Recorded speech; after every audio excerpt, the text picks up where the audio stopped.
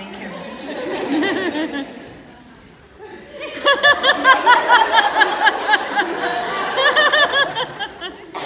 Lucky I have help. All right. Good evening, everyone. Good evening. I haven't been it's been a few years since I've been in theater in the round. It's like I don't know how many of you have theater training, but it means that you go to each seat and you make sure that everybody in the house, at least part of the time, can see your face, which means you have to put your back to the other half. Or you pick a part of the stage that you think most people can see you and never get close to anyone. Theater in the round, a thing that makes every actor go, do I want them to see my back? No, this costume needs, no, I need repairs. I had to do that tuck quick. No, don't turn your back on that. Don't turn your back. Just let me show you. No, other actors won't tell you that, actually. They'll just go, I'll get the part next. All right, so a lot of people will read the book, but you have the book. And you can read the book in your own time, your privacy of your own home, or your car, or your lunch break. I am told that a lot of people have taken it to work, and every break is a little bit more of the book. Let me just say, there are a few places in this book where you wouldn't want to have to go back to work before you read past it.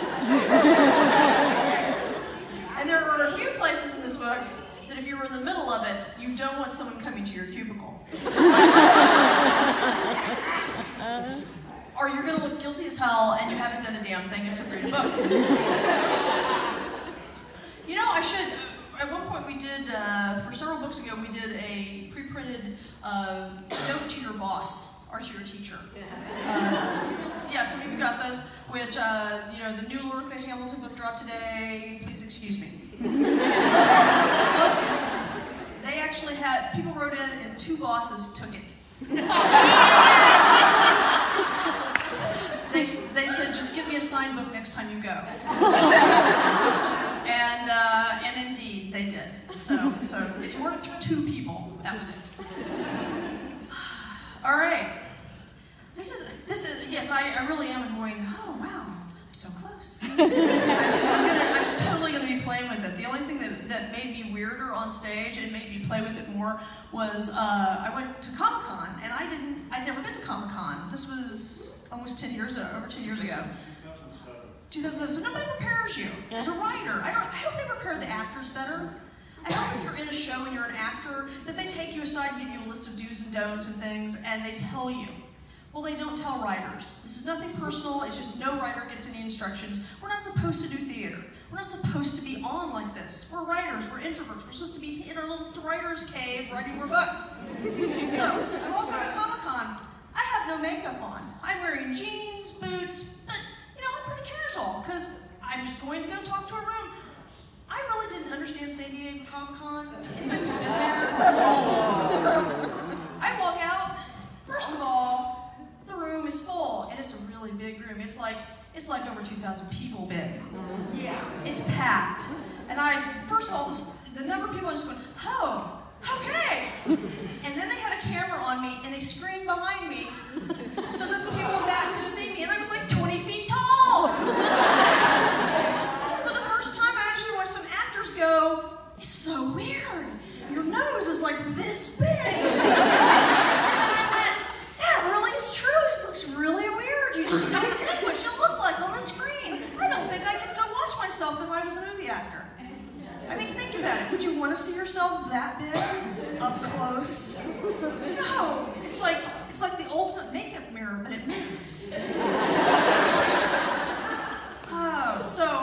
So yes, theater in the round. So I will try not to sit there and play near the edge, but I probably will. And I'm not wearing heels, so I won't fall off this time. I have done that. I have gotten really enthusiastic and stepped off the stage. Only once. Only once.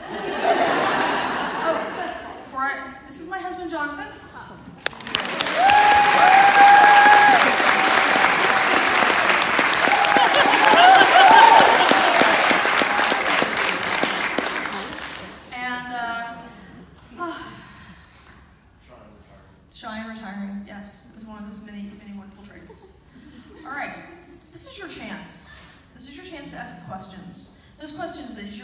by yourself and go, why did she do that, or why didn't she do that, or whatever. Now, having said that, no spoilers.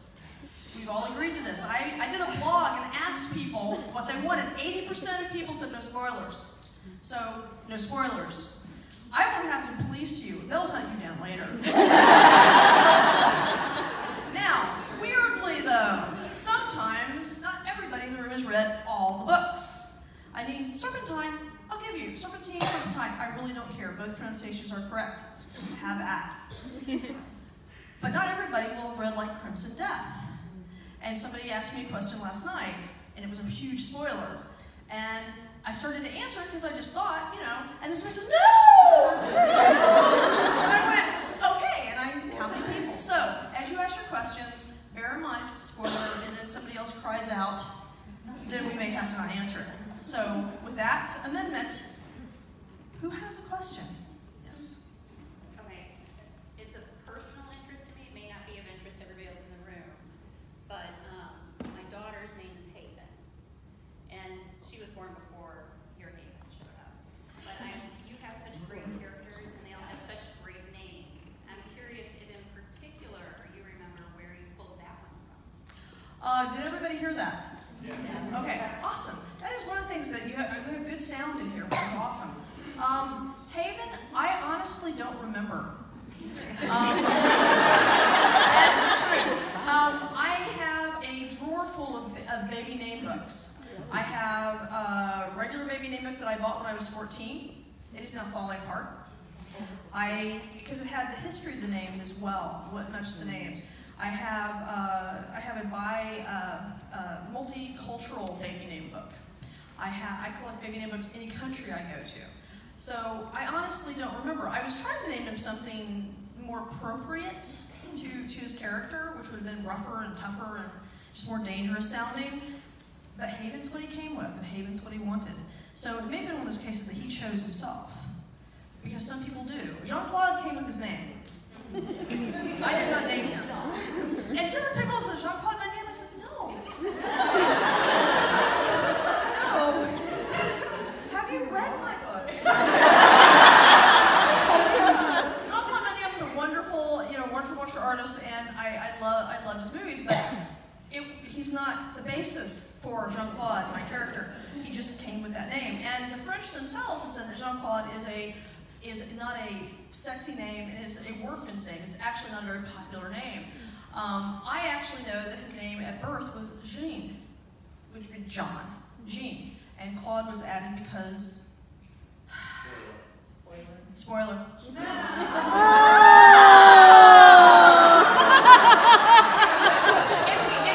people won't complain if I spoil this book, you really want me to do spoilers for books down the road? Really? Okay. Yeah. Okay. See, not everybody. Some of you are going, yeah. So, we'll err on the side of caution. Okay, next question. Yes. So, the question I have is that over the series, I've compiled a list of things that have been left unfinished, such as certain weddings or characters coming back or characters finally actually showing their faces rather than being spoken about or mentioned or something like that. Do you have like a list of when they're going to come in, or does it just happen? It just happens. It's like life. They decide. Sometimes they decide, like Edward choosing this book. This is his wedding. He gets married. He's actually going to do it, and he is his best man, best person, best whatever. Pick a pronoun. Anita doesn't care. I don't care. She is going to be on his side of the wedding. Is his attendant, top attendant, and it's been very interesting going and looking at what people are actually calling their wedding parties, because people are trying to get like gender-neutral terms, and that's great. But it's confusing enough to marry. It's confusing enough to have a big wedding. I don't know about you, but political correctness is the last thing you think of a week before your wedding. A week before your wedding, a big wedding. Now, anybody else, you can correct me, but I've done it twice now. Big weddings. A week before, you always go, why didn't we elope? Yeah.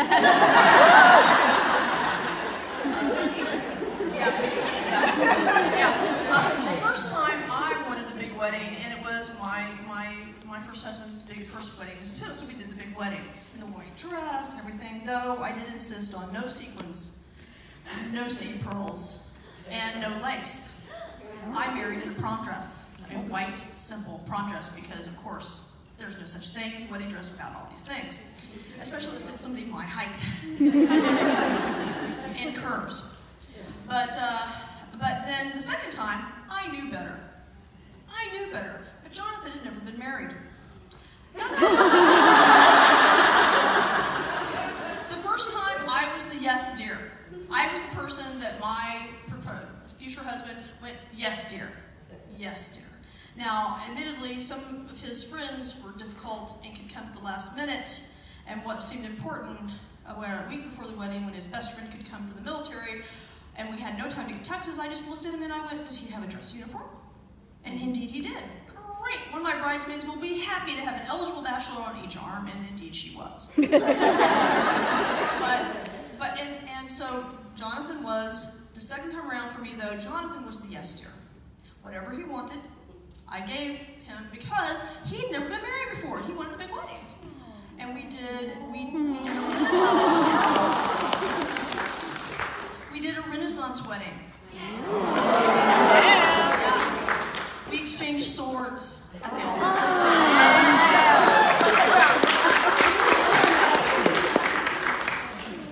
So you all have those friends that have the unity candle from their wedding and it's melted down the back of the TV set?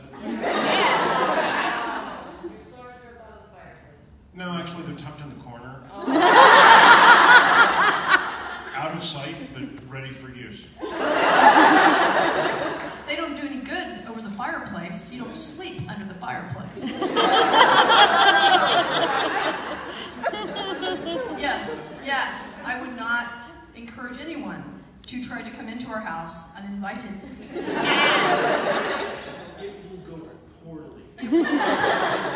And the swords are the least of your worries. If we get down to sword play, then you must be better than I thought. It's kind of, it's like, really, we're down to blades. Okay, out of ammo, really? Let's go.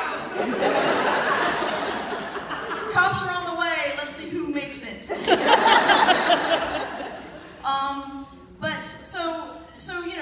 Edward, so in this wedding, Donna is the yes dear. Because Edward doesn't care, really. He's like most guys. Seriously, how many guys really cared? Jonathan did. And one of the reasons, no, dear, one of the reasons that I wanted to marry you was that you did care. Aww. One of the reasons that I wanted to date, that Jonathan and I could date, is that I had found a man that would love to give flowers at work. I sent him flowers to his work, and he loved it. And, should I? I got this so much trouble. He did get so much he did. I did not realize. I was on tour. It was the last big tour I took before we married. And so he's at work, I'm on tour. I'm out for like 6 weeks. It's not just a week like this one. It's 6 weeks. I was missing him terribly.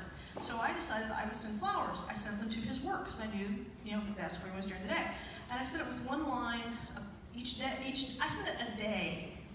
A day. Different color roses each day with a line from How Do I Love Thee? Aww. It was amazing. My office was awash with flowers. It was fantastic.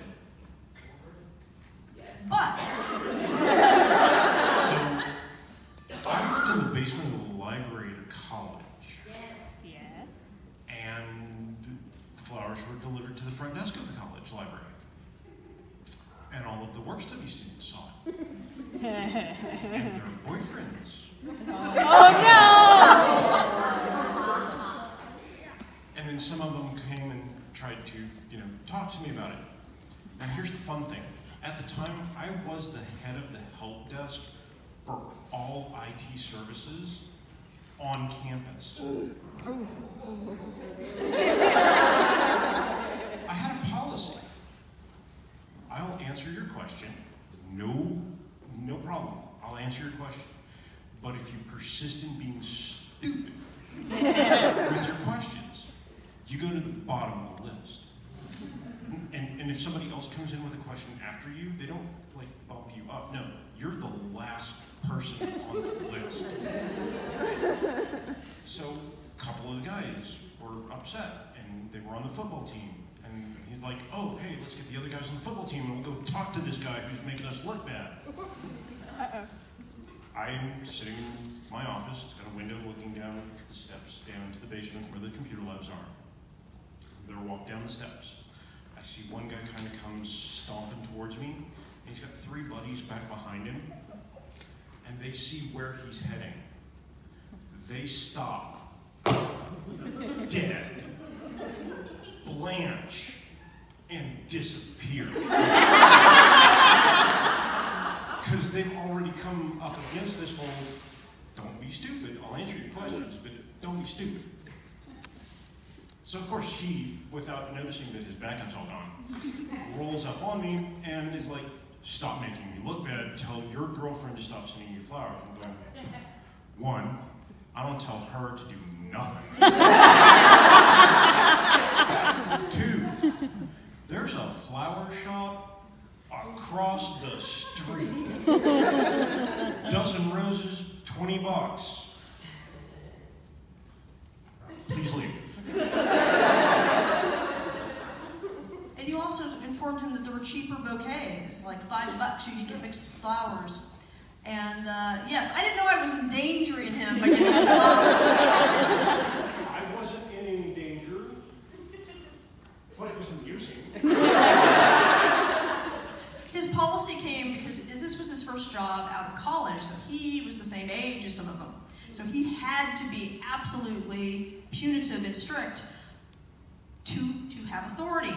And I appreciated both that he loved his flowers and that he had an iron fist. And but he made himself work through. Never mind. I have all kinds of stories from this job that are hilarious. There are. And moving on.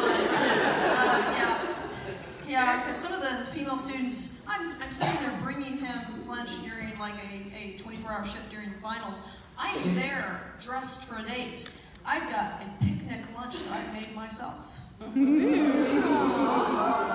And the Chiquita had the nerve to flirt with him in front of me to try to help her do her paper that night. She's doing it lean. And I'm looking at her going, 1, you really don't have enough to be throwing around.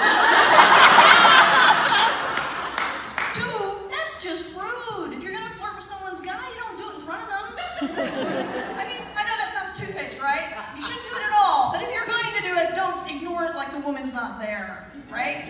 That's just doubly rude. Anyway, but as you said, moving on. Other questions? Are there going to be any more comic books? Any more comic books? Okay, why are there no more comic books? We had just finished Circus of the Damned. What is the prime mystery plot in Book 4 Lunatic Cafe? Snuff film. Disney bought Marvel. Just about the time we were thinking about doing that. Somehow that just didn't quite work. But very briefly, Anita was sort of a Disney princess. I'm just sitting there going, that's really kind of fun, yeah. But no, that's what happened. So we might be able to do comics, but at this point, where would we do them? Will we start up where we left off with 4? Would we skip ahead? I don't know. We've been thinking about it. We've been talking about it. All right, next question. In the back. I was wondering, what's going on with Otto? He always really, he creeped me out so much. You're gonna like this book. I'm not. That's the best answer I've got. You're gonna like this book. Oh, yes! Okay. Questions? Anything? Okay. Yes. I do a lot of your books on audio. Do you have any choice on the people that are talking? Oh, Daniel in there because he sounds so girly. I have some say on who does it, and I've learned to keep my mouth shut. Why? Because the audio tape give you is not of your book usually. Or if it is, it doesn't have all the voices. There's so many characters, right? So what you hear can sound great, and then later you think, well, I didn't hear her do that character. That sucks. Or that wasn't quite right. But you can't hear her read a whole book. So I make things worse. That's what I finally realized. And you know, that may be the truth. Because I'm not a good judge of who can do the voice, and often the voice I'm hearing is the voice I want, and that's not her voice. She's a voice actor, so it changes. So now some other people love the person who's doing them now, Kimberly Alexis. She's good for a lot of the characters, but Nathaniel is. Yes. We all agree? Yes. I will discuss that. I will let people in New York know that nobody apparently likes the way she does Nathaniel's voice. Okay. One person, that's not enough. I can say something about that. But we are going to finish the audio. The gap, we're going to get another Narcissus and Chains Unabridged, and the middle books that don't have an audio. We're in the process of getting contracts and getting them done.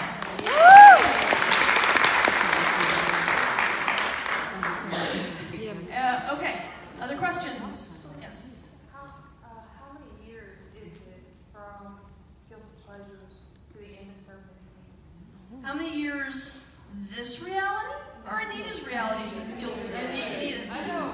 Guilty Pleasures to Serpentine is about 10 years. Is about 10 years in Anita time. Because there's more than one book per year for her. I'm sorry? Yeah, they were coming out like every 6 months, and then you set the books out like 6 months later, the next one started. Yes, yes. For the first few years, the books were shorter. And I could do one every 6 months. As they got bigger, then yes. And the other thing is that I tried to stay on that schedule, even though the books got 2 to 3 times bigger. Which we appreciate. Yes, well, I didn't appreciate the work schedule. I say that. All right. Well, when Edward shows up at page 307. I'm sorry. What? So when Edward shows up in the middle of the book. You always know it's big. As soon as he ever steps on stage, I just know, crap. It's going to be great, but it's going to be much longer. Okay, other questions? Yes? Could we get a Meredith Gentry, Anita Blake crossover? There will not be a Meredith Gentry and Anita Blake crossover because they're not the same world. And they're both first person. How would I do that? I was wondering if it's remotely possible. Is she coming back, Meredith Gentry? Or is she... We are going to be seeing Mary again, but right now we're making notes. She's finally talking to me again. And we're making notes to see what we can do to fix what we've broken. Right? She needs to get back to her happily ever after. If I could go back in time, I would end at book 7, people. Because that was our happy ever after. We were done. Our fairy tale was at its end. It was great. But I had 2 more books under contract, and I didn't understand that I could have gone to my publisher and said, can I write something else, a new series or whatever? Can we just end there? I'd never had a series be done. Anita's not done. And so I wrote book 8, which I like. It's a great, strong mystery, a strong story with Mary. But Sugar of Light, if I could, I would undo it. I mean, I love it. I love seeing the babies, but it's a hard book. It was a hard book to write. It was a hard book for everybody else, and Mary didn't enjoy it because it was a hard book. And so we have to fix what we broke.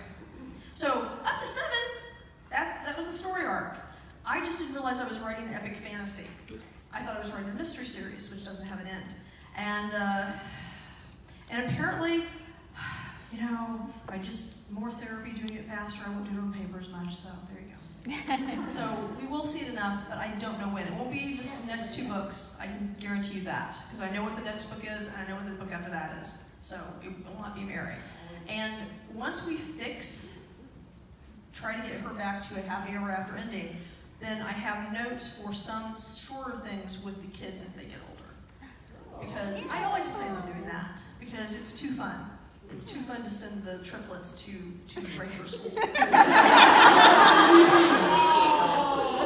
mean, seriously, you know. He's enjoyed seeing the notes. Yes, Jonathan's been seeing the notes for a few years now, and he's like, it's so much fun. Yes, it is. All right, other questions? Yes. So which relate to the most? Well, Anita's voice is closer to my own. I purposely made Mary's voice farther away from my own, and I learned that having a first-person narrative that is further away from your own natural voice makes it much, much harder to write. So Anita's voice is closer to mine. Identify with, probably Anita. Mary was much less angst-driven than I am. And Anita and I used to, anyway. She hasn't as much therapy as I have, so, you know. I used to angst about as much as Anita does about most things. I know, terrible, isn't it? Yeah, all right. Okay, as a struggling first-time author and speaking to a New York Times bestseller author, how would you suggest that I go about trying to get representation from a literary agent? First of all, you get a writer's market, writer's guide, and you see who's taking what. Yep. So you've done that. Yep. And if they say query letter, send them a query letter. If they say synopsis in a query letter, do that. You've done that. Yeah. And nobody's gotten back to you. Not yet, but How long have you waited? well, I'm in the process. I mean, I've already sent out, you know, Victor Hugo got 150 rejection letters beforehand. So, you know, I haven't sent out my 150 yet. Guilty Pleasures was rejected over 200 times. Okay. So, yeah. Yeah. Because remember, I wrote it in the late 80s. It may have come out in 94, but I wrote it in the late 80s before Buffy. I predate Buffy. So, you know. Nobody knew what to do with the books. They loved them, but they didn't know how to market them. Mixed genre was what it was all called. And they said mixed genre doesn't sell. There's no market for it. One rejection slip said, there is not enough market for one more vampire novel, and because another vampire novel came out that week from another publisher, they rejected it for that. I mean, I got all sorts of things, but so that's the other thing is what you're writing genre. Mystery. Well, then go to BoucherCon. Okay. Go to BoucherCon because I met my first agent at a science fiction fantasy convention. And she was on a panel, and she talked, and I went up afterwards, and I said to her, would you be willing to look at my novel? She says, how many drafts have you done? And I said, 7. And she says, all right, you can send it to me. Went back home and did 1 more. And sent it to her. And months later, saw her at another convention. And she says, yes, I want to represent you. And I'm going to send it out first to here and here and here. And that's how I did it. So if it's mystery, go to BoucherCon. There will be agents there you might be able to meet. But you have to have a finished novel, do you? Not yet, but I'm doing it. Why are you worried about agents? First draft, it needs to be on about, it's in its first draft. Wait. Do you have a first draft? Yes, Do you have a second draft? not yet.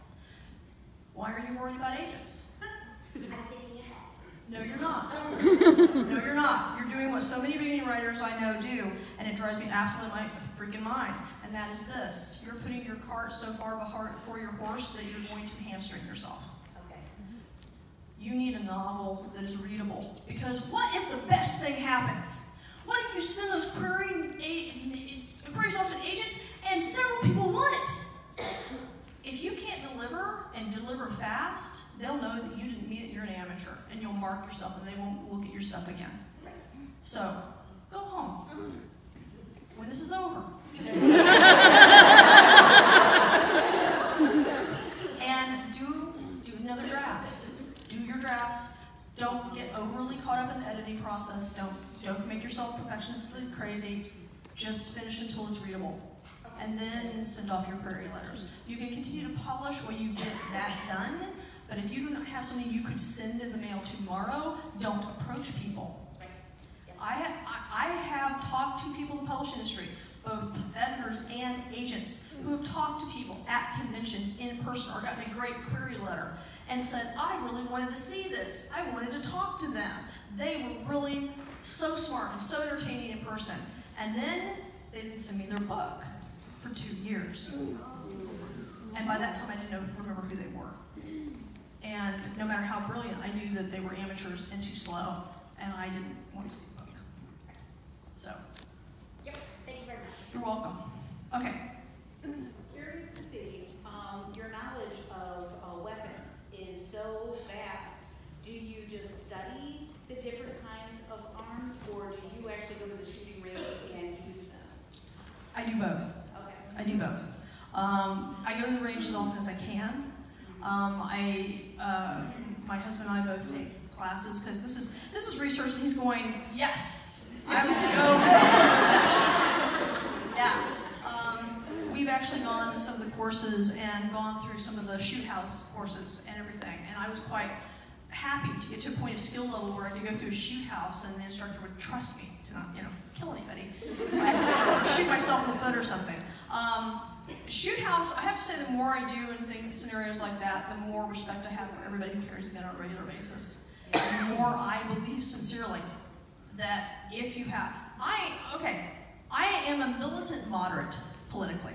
That's what I've started calling myself. Because I'll piss everybody off if I go down the list, because I don't agree with either side on everything. Like, I'm very pro-gun, pro-Second Amendment, but I believe that everybody who owns a gun should go and continue an education and get really, really, really good with it and proficient with it. If you're not proficient with it, I don't really want you to own a gun and be near me.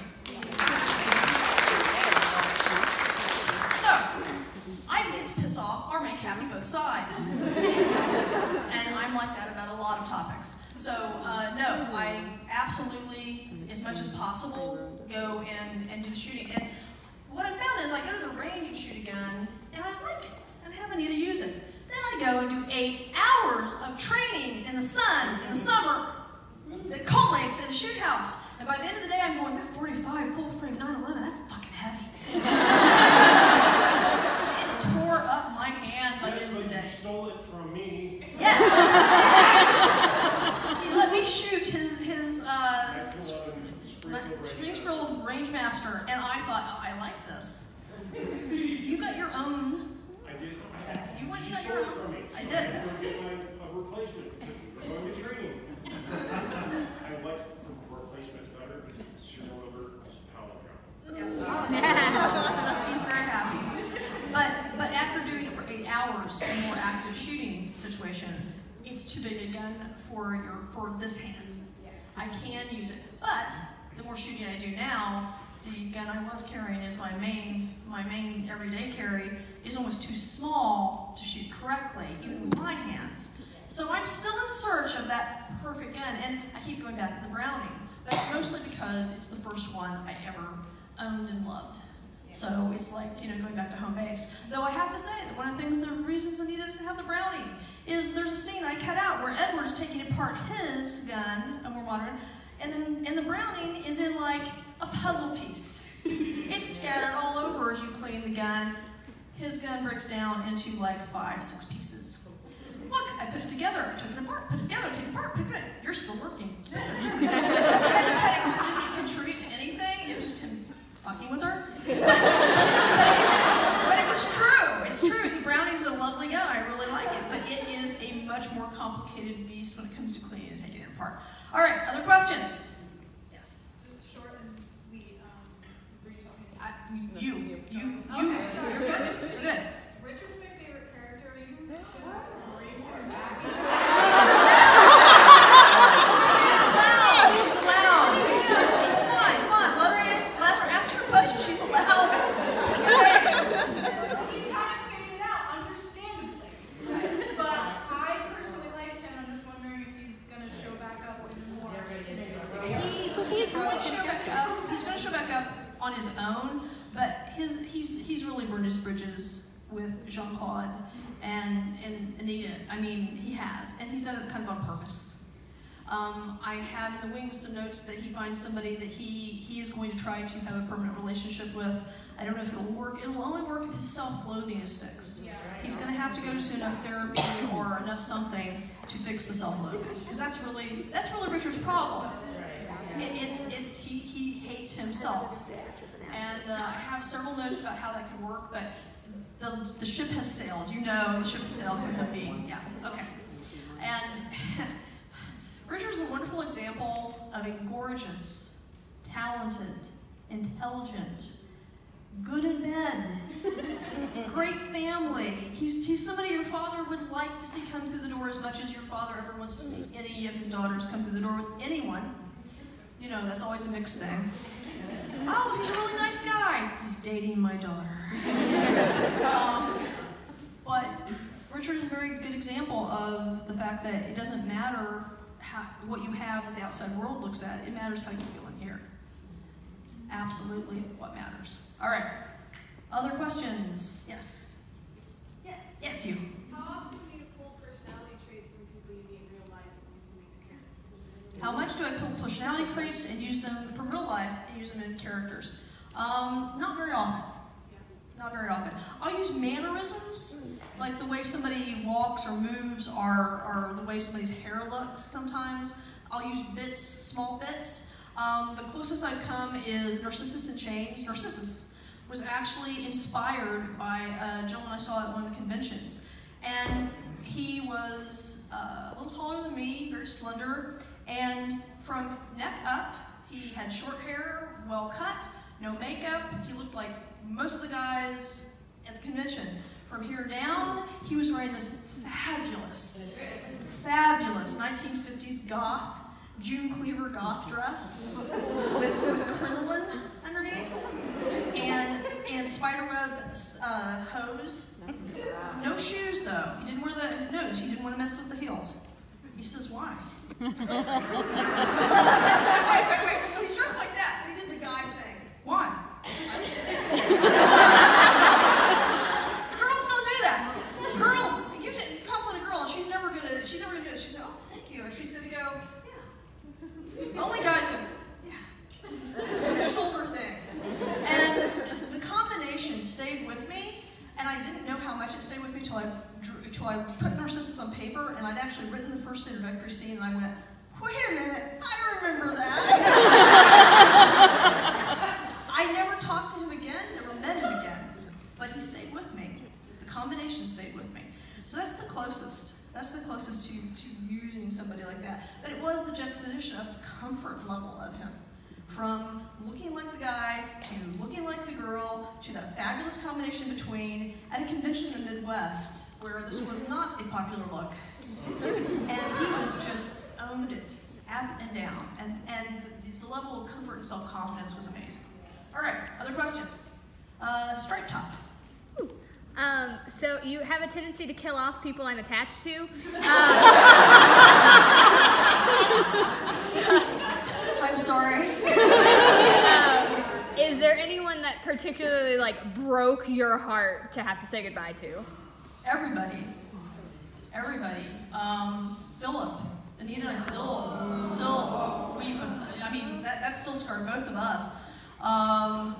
Haven's death was hard. Not because of Haven, though, but the way it had to happen, that haunts. And I wish he would have just gone back to Chicago. If he'd have just left, he had the option, but he couldn't deal with it. He couldn't deal. How many people have not read Shiver Light? Okay, then I can't say. You know what I'm going to say. That sucked. I literally came down from that one, and I don't drink. I really don't. It's rare. I came down, I texted it, because I cried, I used up all the Kleenex in my office, and I said, I need a drink. And that one was hard. Crimson, how many people have not read Crimson Death? Anybody? Are you willing to have a spoiler here? Yeah. Okay, all right, everyone. Domino. Yes! Yeah, that was with your heart out. More drinks. I mean, none of it's easy. Absolutely none of it's easy. And I'm still not recovered, and Anita's not recovered from everything that happened in Ireland. And we talk about in Serpentine that she's still having trouble dealing with it, and have to stop. Spoiler. All right. Other questions? Okay. Okay, yes. I have several. You have to winnow it down. Okay. May I first say, I was actually really mad when you started writing her because I loved Anita so much that you put her down for a long time. A year. Not a year. 6 months. 6 months. I've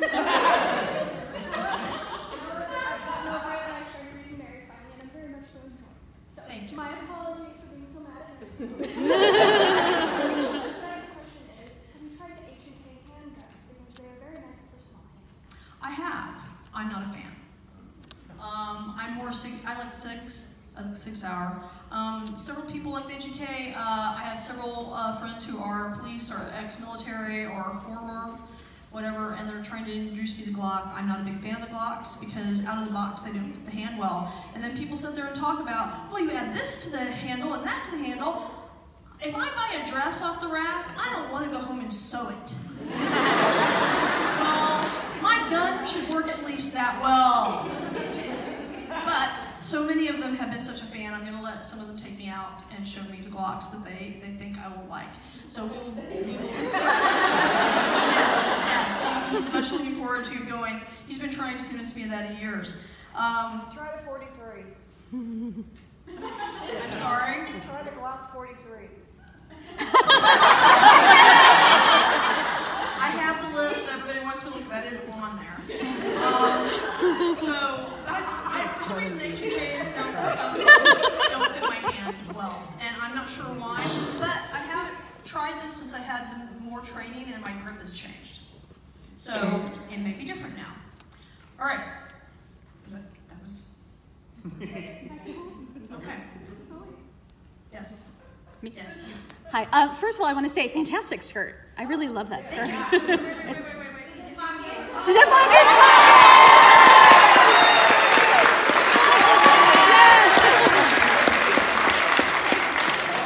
Pockets on both sides. Deep pockets. Look at that. Yeah, thank you. You're really well known for the quality and your dedication to research that you do for your books. Like, that's something that you're really well known for. I'm doing some academic research where I'm looking into the toxic discourse in fandoms, and I'm wondering, have you had any issues, especially of fans owning your characters? And I mean, I see you have to have security here, so obviously there's some. Did I open a box? Do I need to close that back up? I'm sorry, but I'm really curious. Yes, I have had issues, and that's one of the reasons I travel with security. And that's one of the reasons I make it well known that I have a concealed carry permit and I have other weapons at my home. And that's why fans can't just show up on my doorstep that mean me no harm, because I can't tell the difference until it's too late. Because serial killers and murderers and bad people look just like everybody else until they don't. So I just assume everyone's out to get me. It's safer that way, unfortunately. Is it a consistent problem, though, especially like with fanfics and stuff where people want to take ownership of your characters? I have to not know about fanfic. Enjoy your fanfic, do not tell me. Because, why, you may ask? Because technically, if I know you're doing fanfiction with my characters, it could damage my copyright. It could damage my copyright. My copyright is what sends my daughter to college. It's what pays for my bills. It's what puts a roof over my head and takes care of my family. It's what takes care of yes, pays his salary. Yes. People act like that it's okay to pirate your books. Well, royalties from my books are part of what pay my bills and how I buy groceries. So it's not a victimless crime. Anybody who tells you that doesn't know what they're talking about. And for me, I make enough money, I can afford it. Okay, people, if you somehow work very, very hard and have more money, do you want people to steal from you? Is there ever a point in your life you're going to want people to steal from you? Me either. So, yes, It has been an issue, continues to be an issue, and probably always will be. But the fanfics just don't tell me.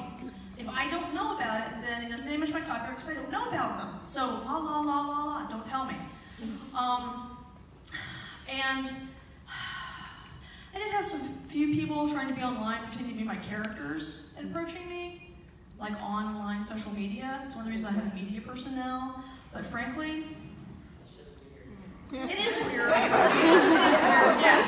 But some of them tried to sex text me. I'm sorry, people. What do I do for a living? What do I do really well on paper? One of the things. You want to do it? Bring it. They folded like cheap card tables. Because I sat there and did my characters back to them better than they were doing their characters and my characters at me, because they're my characters!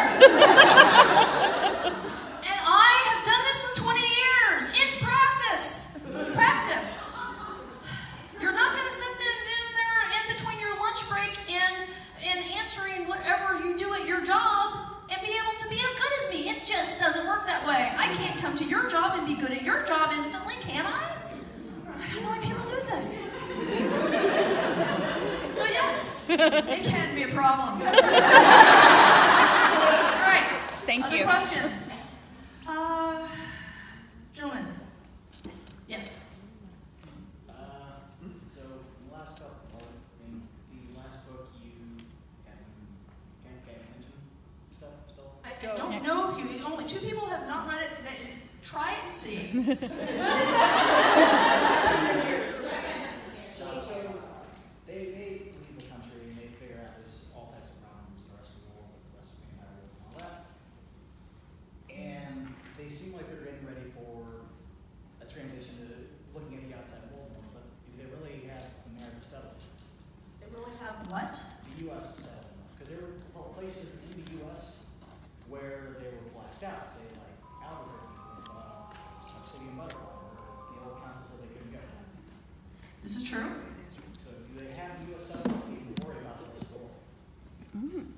I'm not sure are you asking why they went outside the country for a book? Why they were even considering looking at the rest of the world. I mean, realistically, you're supposed to be the king of... Okay, I'm caught up. Why is Jean-Claude worried about the rest of the world? Yeah, when you don't have your own house settled. Because if other vampires in other parts of the world go on a bloodbath, is it going to help them politically in this country? Not so much. It's not like regular politics. Well, in some ways it is, in some ways it isn't. Because I guess it is true. If somebody on the news does something and they look like you, or they're your faith, your color, your sex, whatever, and they do something bad, it gives people who want to look for a bad reason to hate you more an excuse. Vampires scare people, though, and they really do feed on the blood of the living. Now, they feed on it sanitized, they feed on it with permission, but it's still kind of scary if it's not your gig and you don't want to do it. So they're kind of fighting an uphill publicity battle to look good, to be mainstreamed. If another country goes buggers and the vampires go on a rampage, that is not going to look good on the rest of them. Also, for Jean-Claude, the vampires have always had one central leadership. And if they are going to go crazy without a central leadership, the other vampires are going to turn to him and go, you're a lousy king. Maybe we need a new one. So it's power base. I'm not saying he doesn't worry about it, but it's power base for him. It's much more personal than it is for regular politics. Because he's the vampire, he's not really in charge of the country. He's in charge of a group in the country. And frankly, I think, politically somebody should call him on being a king.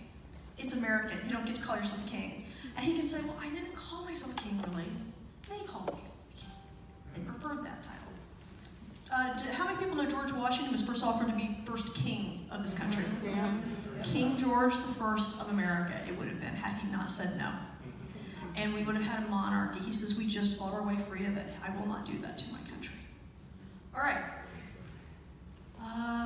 Yes. Most of your shapeshifters are predators, except for the swans. Why did you pick them as your birds? I picked them as the birds because I did my research in folklore, real were animals and real shape changers across the country, across the world. Swans are the one most prevalent of birds, and the other one, and most of them are predators. Most of the time, humans don't fear anything that can't eat them or kill them in some way, and that's why we make up stories of most of the predatory shapeshifters. Because if it can't kill us or eat us, we'll kill it first. And sometimes we do it anyway. So that's why. Because there really are very, very few non-predatory shapeshifters in folklore. And some of them that aren't scary. Like in Scotland, one of the most common things for a witch to turn into was a rabbit. And I love Gromit, Wallace and Gromit and the Were-Rabbit, but it just doesn't seem to work in my books. All right. Other questions? Yes. Do you have a timeline for Anita's wedding? I mean, I know it is being planned and there's all this big brouhaha, but is it? I'm just getting Edward married off. Don't make us do another one. She doesn't have a timeline, but Jean-Claude does. But he will have to, as for other countries, he's going to have to invite some vampires from other parts of the world to his wedding. So the negotiations will take longer. I'm actually wondering if Micah and Nathaniel will get their commitment ceremony before Anita and Jean-Claude, or whether Anita, Jean-Claude, and Nathaniel might get a commitment ceremony before the actual legal wedding. I don't know. That would be easier as far as political ramifications. So we've got to negotiate. And before we marry, how many people want to know where the fuck Belle is? I do not want to have the wedding planned and then have her show up by accident or crash the wedding. I want to know where Belmore is before we do it, before we go down the aisle with them. And we have to let Asher get more therapy. Before we walk down the aisle with Jean-Claude marrying somebody else. Because I just you know, you always got one bridesmaid. The drama llamas you usually. It's not as normal among the groomsmen, but I think Asher would be our exception. All right. Other questions? In the back. I have a question for you, Anita. I'm new to this Anita Blake world. My daughter gifted me with guilty pleasures and started reading in February. So I've been on this high-speed, ramped up. Welcome from February to now.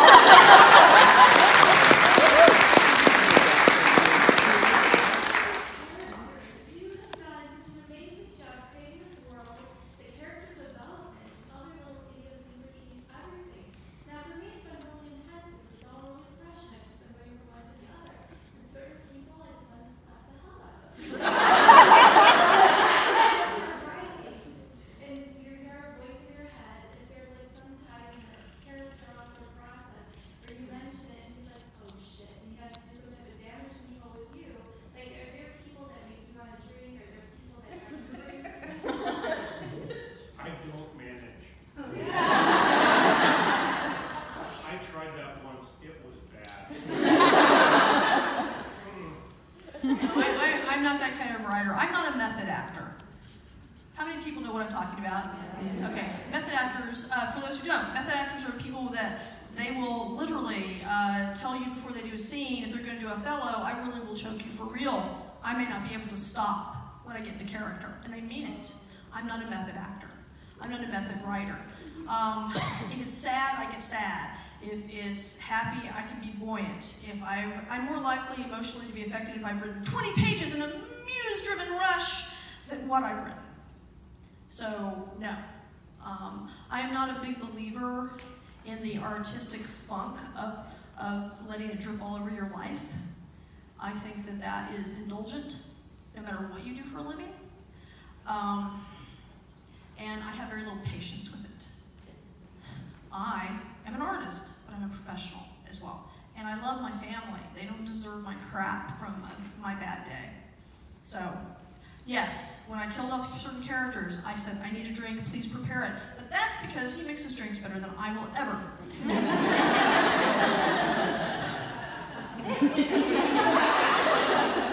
Okay, all right. Yes. Yes, you. I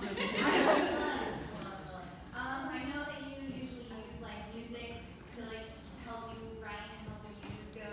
And it's usually like some form of like alternative kind of thing. Do you ever dabble into like super heavy death metal or let's go jazz or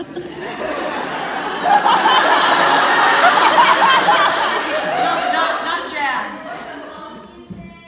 Now, John has an eclectic music taste in the family. He will listen to anything. When we were dating, I never knew when I got in the car with him if we were going to be listening to the Andrews Sisters or to death scream metal, you know. And sometimes he just did it to see what I would do, I think. Mixtapes of both.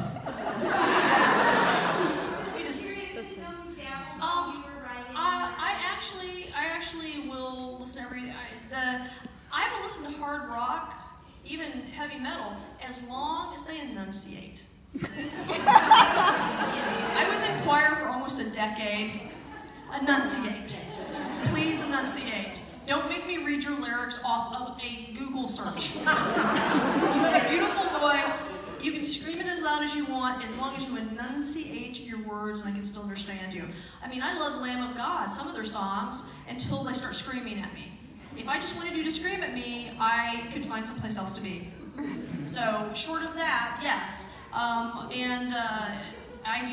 pick a Christmas list for the bad days, musicals for days that above that, and then sometimes nature, and sometimes I'll just open, if it's good weather, I'll open the windows because we put a water garden with a stream below my window so I can hear the water and birds and everything. If I could find someplace I could work outside all year long without air conditioning or heat, I would move there. But there exists no such place that I've been able to find that I am willing to go because of their gun laws.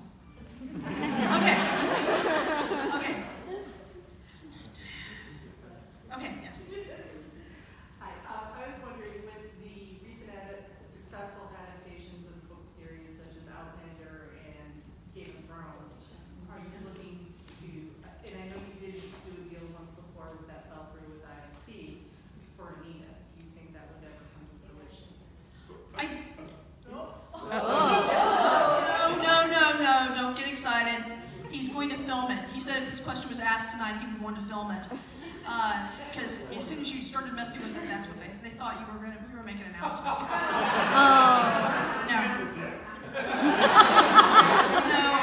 No, actually we're not. I don't date those. All right. We do not currently have a movie deal. I have the rights because I never gave them away. And it would be great to have a TV series. It would be great to have a movie with Anita. Right now, they've caught up with me so much that we could have Mary as a TV show, which I never thought we would catch up with Mary and for the sexual content, but now we could. So I am open to it, and in fact, we went away from the tropics for almost 5 months. And I didn't realize I loved movies. I love going to the movies. I love getting my popcorn, sitting down, surrounded by people, and sharing the movie experience. I don't just want to watch it on Netflix and everything else all the time. I want to watch that later after I've seen it on the big screen. And so it's made me more amenable to getting Anita on screen. And I've also learned a lot since we made the first deal and it fell through. And one of the things I've learned is that I don't know how to cast a movie. I've looked at tapes of people trying out for parts who did the parts that were great.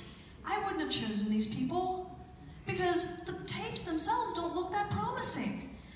But I'm not a casting director. That's why it's a job. And everybody says, well, who would be Jean-Claude? I don't know because he's hair and makeup. He's movement. He's an actor, and actors out of the character are completely different sometimes than they are in. I saw Orlando Bloom trying out initially when he came in for Legolas, or just around that time he had a mohawk. I did not look at this man and go, that's our Legolas. And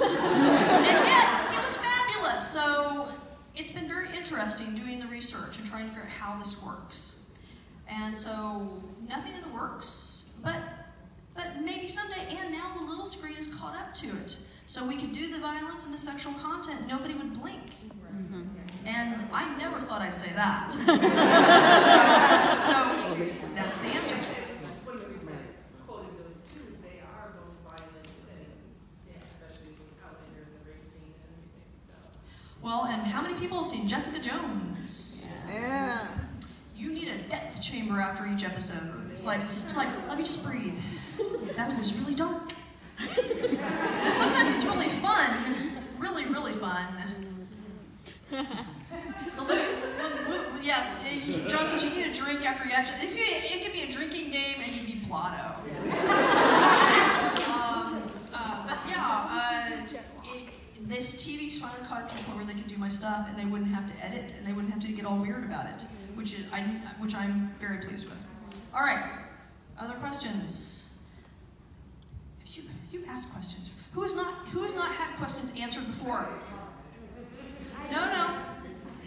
Oh, she just asked the question. Oh, okay. No, actually, I wanted to know that ever since I started reading the series, Guilty Pleasures, and I have read the entire series. Yeah. Why? That, it hasn't been made into a movie or an HBO special or whatever. They are so ripe for that venue. Well, we sort of just answered that. They've just now caught up to me in the last few years, though. So for many years, I was ahead of the curve, and that was part of the problem. I can't even tell you some of the meetings I went to because I'm not allowed. You're not allowed to talk out of school. But it's been interesting. Dealing with Hollywood is very different from publishing. And New York is very different in atmosphere and business than LA. And it's very interesting how different they are. And so, just very educational, all in all. Okay, other questions? Yes? Yes, you. Sorry, I couldn't tell where you were pointing. Okay, I'll start to go, you have your purse in your lap, you. So you've talked in the past about how Mary has an ending, eventually. Anita's open-ended. Have you thought of a different series in the future? Of something different? Funny you should ask. That's what I'm writing currently, or will be. I've started it. We will do a new series, new world, new character. And, I'm sorry? Yes. I have notes for a more mainstream one, but I'm just not sure if I would get bored. I don't know if I can behave myself. Though, honestly, if you go to what's considered mainstream fiction, a lot of it has paranormal in it now. And so the line is genre is no longer genre. Genre is spread all over everything. We have won the nerd wars. Okay, other questions? In the middle there with, yes, you. So do you have different locations, like literal locations, where you get better ideas for writing for different characters? Because I see you have so many characters, and then each book focuses on maybe 3 or 4 priorities. So do you have certain places like your house or your vacation home, or that you draw from Edward versus Nathaniel? Ideas? Where I get I'm not sure. My ideas for my characters? Do you have preferences for where you're writing?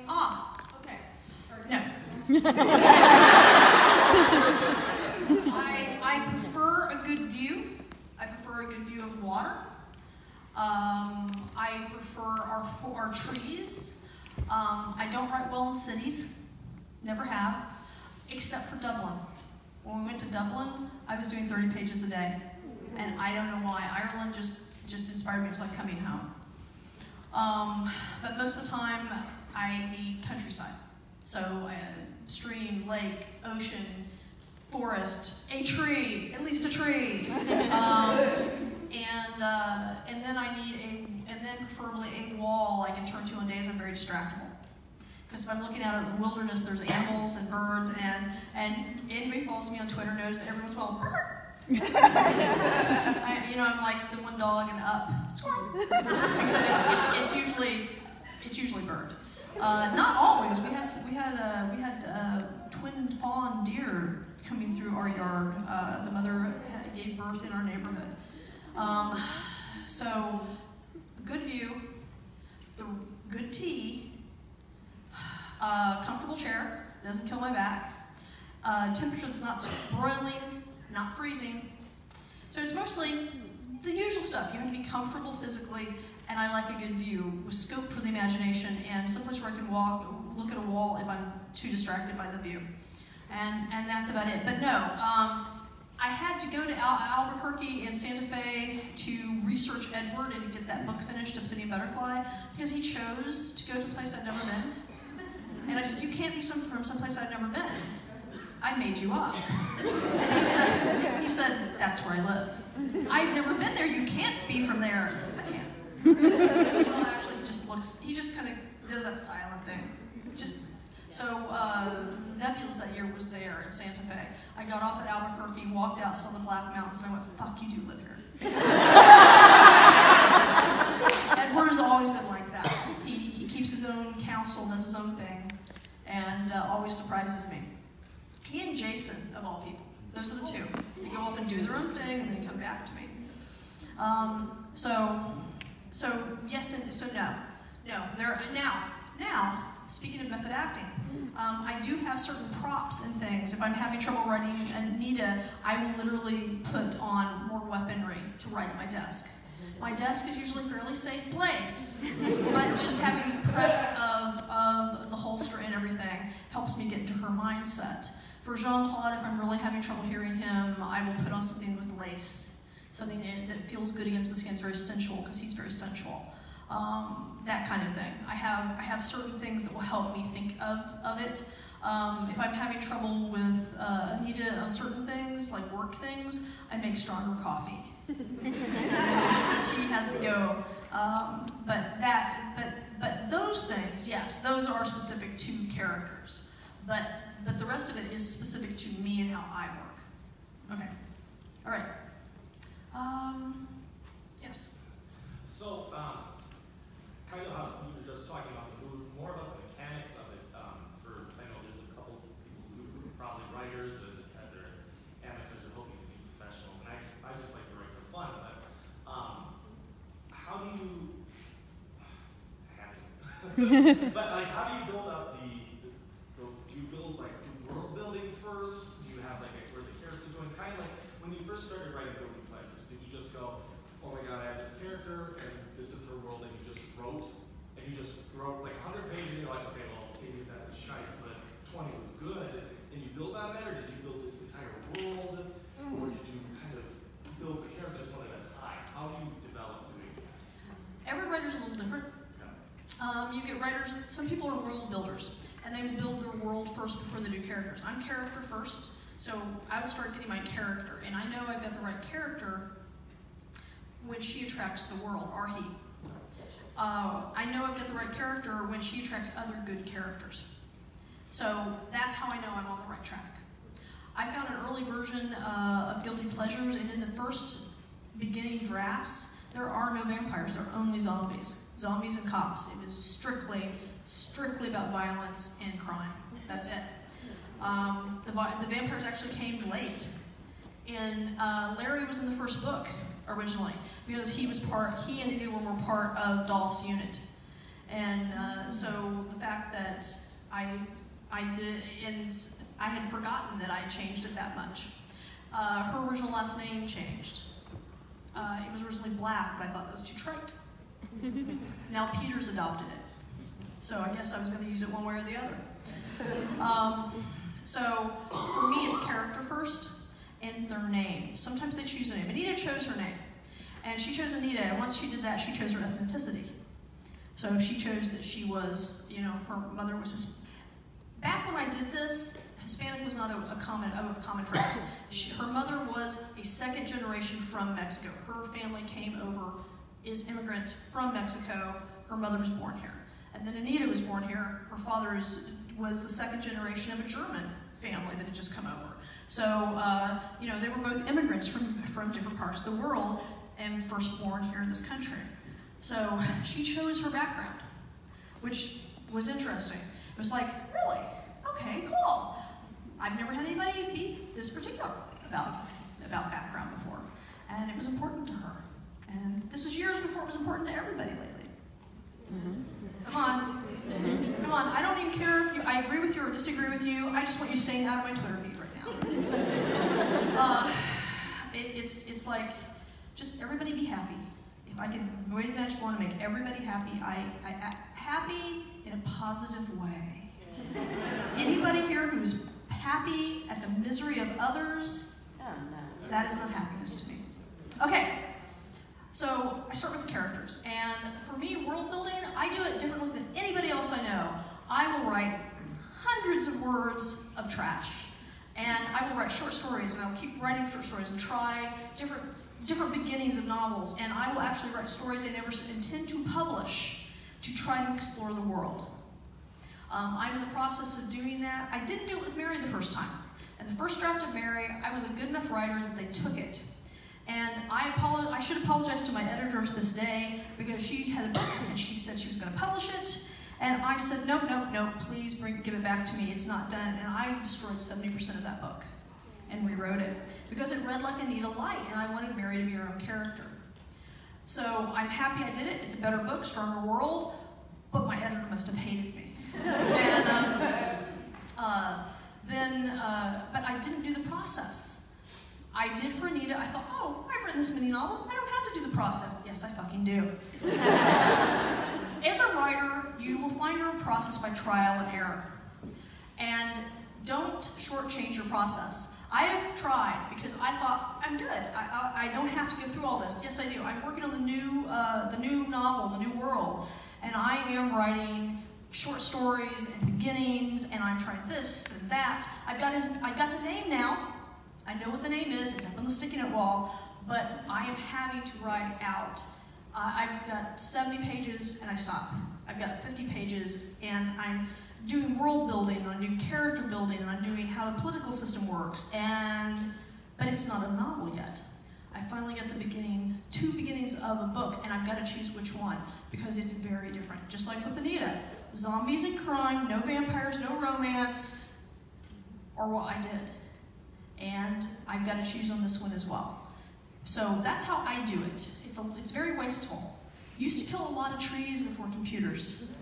Actually, I've never written a book except on computer, but I still printed everything out because I was always afraid that the computer would crash because the early ones did that a lot.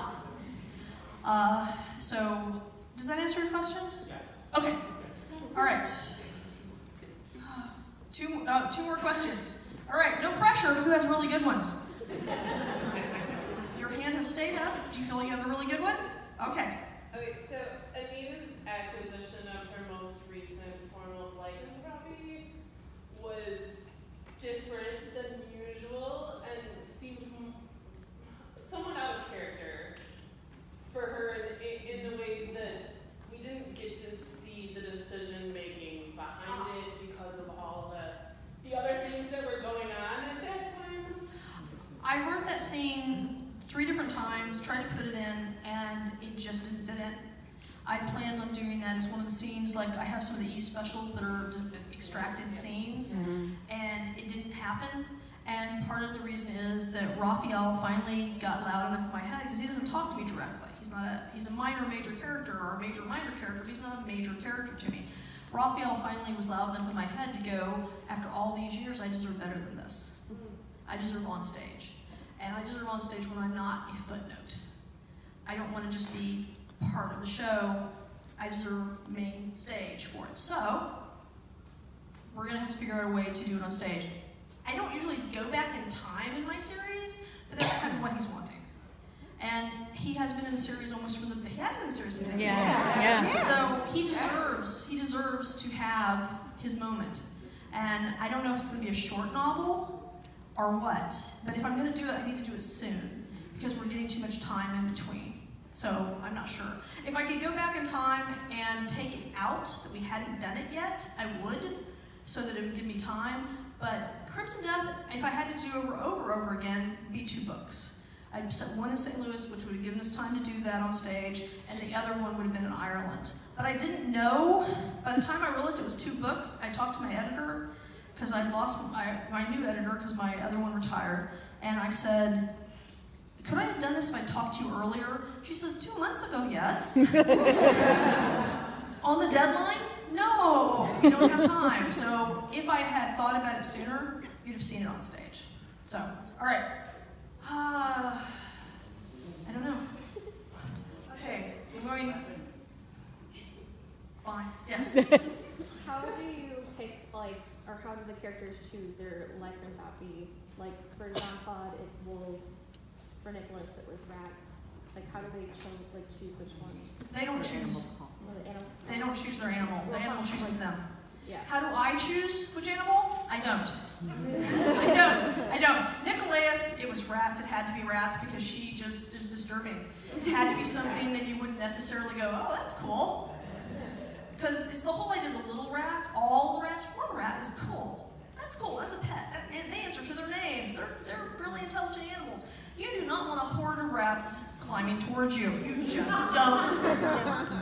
But then you don't really want a horde of anything coming towards you. I mean, what?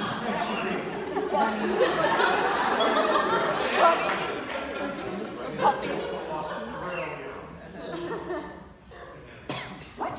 I am having trouble hearing. He says, a horde of bunnies. I go, Australia, deadliest place on the planet. You want to know what is the worst nuisance animal there? Bunnies. They really are. They're destroying the habitat of a lot of things. But I don't pick it. The animals come as they will. And Jean-Claude probably is wolf because it's very traditional from the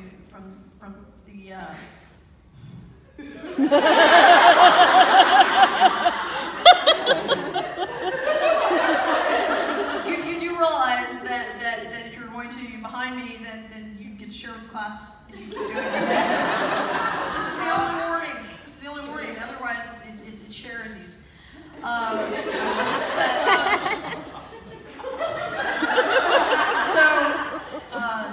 And everybody chooses their own. I don't choose.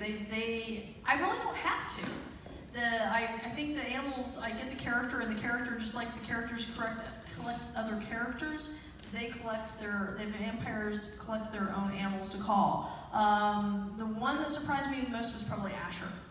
I would have thought he would have gone with lions or something like that, but hyenas. And I guess it makes sense because if he'd gone with lions, that would have made a very difficult life for Nikki. Nikki would have just killed him. I'm sorry. I'm pretty sure Nikki would have problem stayed solved. Now, if it would have made Anita unhappy, he couldn't have killed him, but Anita's thought of herself often enough. But they choose them themselves. I don't sit there with a thing and think, what could it be? What could it be? Now, I did choose like were swans. I just sit there and what lycanthrope that's very popular worldwide that we haven't seen. And swans are one of the most, probably the most in folklore of animals that people change into that's feathered, is swans. And they're big and beautiful. I guess that's why. It's one of the few things that doesn't eat us, and we still think they're really cool, and we change into them. And they can break your arm with one wing blow. This is true. So they are dangerous. Never mind. Did you know that swans will drown other swans? They will drown them. That's what they do if you're in their territory. They'll also drown. Some of them will drown Canadian geese that come into their territory. Swans are mean. They're pretty, but they're mean. So maybe it makes perfect sense that we idolize them too. All right. I think that's it for questions. We're out of time.